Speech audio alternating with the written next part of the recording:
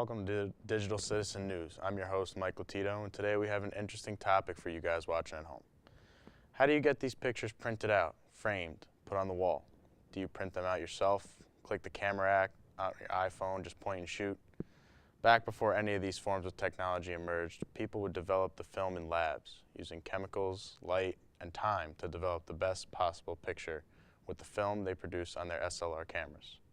I recently traveled to White Plains High School in White Plains, New York, where they have a darkroom and photography classes to learn about these forms of media and technology. When photography was invented, everyone said painting was dead. That's like the big quote, like painting is dead. And like painting has been dead like so many times, but it's like never really dead. There's still some people who make paintings, and there's always going to be some people who are going to buy paintings. I was here part-time for several years while Miss Fennell was here, and also teaching art at the elementary level. And then when Miss Fennell retired, I had been part-time teaching studio and art here and sculpture, a lot of things that I'm interested in. And she retired. I had done a lot of darkroom as an undergrad at Purchase, at SUNY Purchase, and my master's, my MFA is in painting and drawing and other stuff, but I love darkroom. And I loved it in high school. I had it, we had a little darkroom at the high school I went to, so I really wanted to get in here, like a bridge to what's happening in terms of digital.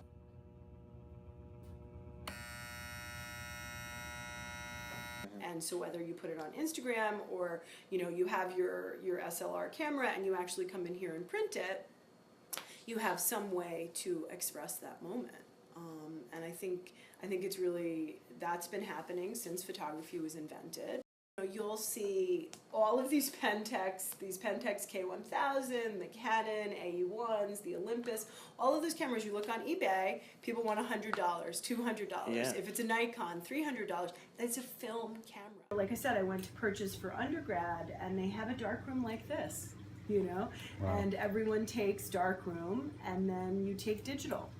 And it's the same with FIT. If you go for photo, you take darkroom and then you take digital. So a lot of students that get into FIT or Purchase, they've never had darkroom because their high school didn't have it. They're like, oh yeah, I can do any of this, I can do whatever you want me to do, burning and dodging, sandwich negatives, rewinding the film, any little, tracing projects in the darkroom, they're like, no problem. And so I feel like they're well prepared for that. I think we're pretty competitive with what, in terms of giving the students a good foundation before they get to college. You go into Photoshop and you hear about the burning and dodging tool, right? Well, where did that come from? It came from here. Like burning and dodging is what we do here. And that's why it's called the burning and dodging tool in Photoshop. And the warming and cooling filters, all of that stuff. It's like, it has its foundation here. And like how you convert your black and white image in Photoshop, and in terms of just really pulling out your grayscale and your contrast, you can learn so much of that here, and in a very, very tactile way, really, really hands-on way, that I think makes a big impact on the students. And I'm saying, like, you take this class once, maybe you'll never take darkroom again. That's the kind of thing that we teach here, and I really, really do think that it carries over into the new technology. Just like you were saying, even putting something out there on Instagram, you can edit a little bit and, edit for impact. It can have, a much bigger impact if you spend a little time on that. I love this enlarger. There's some enlargers that I like better than others. They're all a little different and they're all a little quirky. But I like this one especially too because of where the safe light is. When we turn the lights off, you can really see what you're doing. And you can see clearly the f-stops. So when the students first get in here, I try to help them to figure out where the f-stops are, how to control the light, right? The brightness of the light, and stopping down the f-stops. And I even have like a little chart here for them to figure that out. And then, we have these old school timers You know, which they do still sell, and these timers are like $150 a piece. So this is your easel, and it's a 4-in-1 easel. And you would pick your dimension, and you'd think about your composition, and you'd think about really focusing your image onto the easel. And then when you were ready, you'd make some test strips, and you know, you would really, you know, do that in increments and block the light and move your cardboard accordingly so that certain sections of the test strip would be exposed.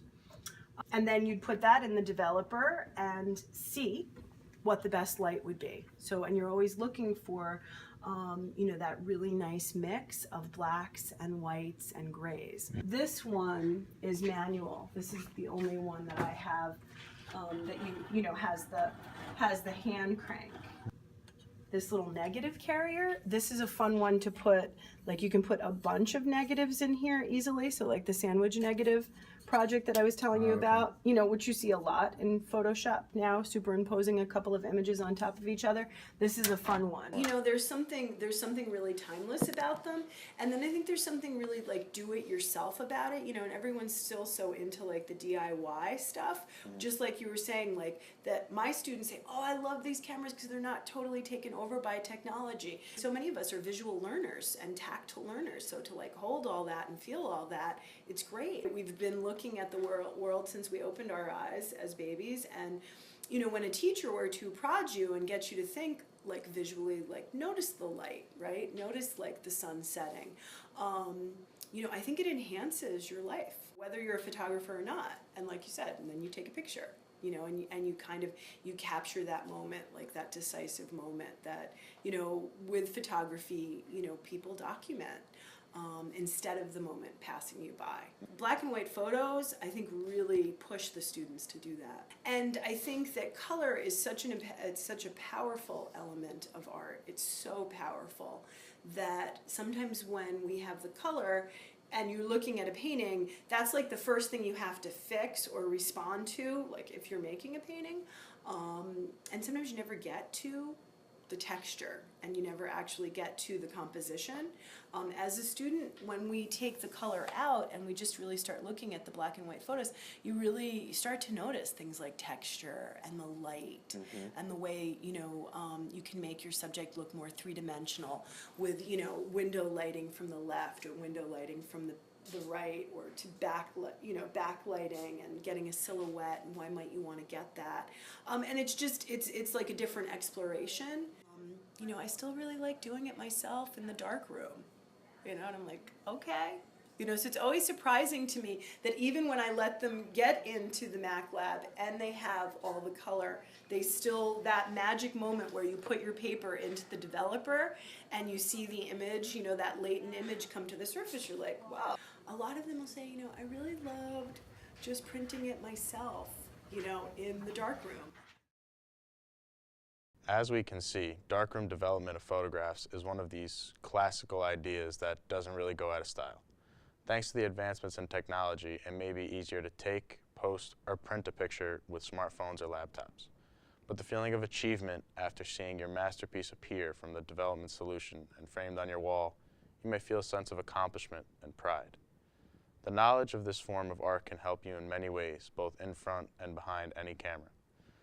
That's all today, folks. I'm Michael Lotito, and as always from Digital Citizen News, thanks for watching.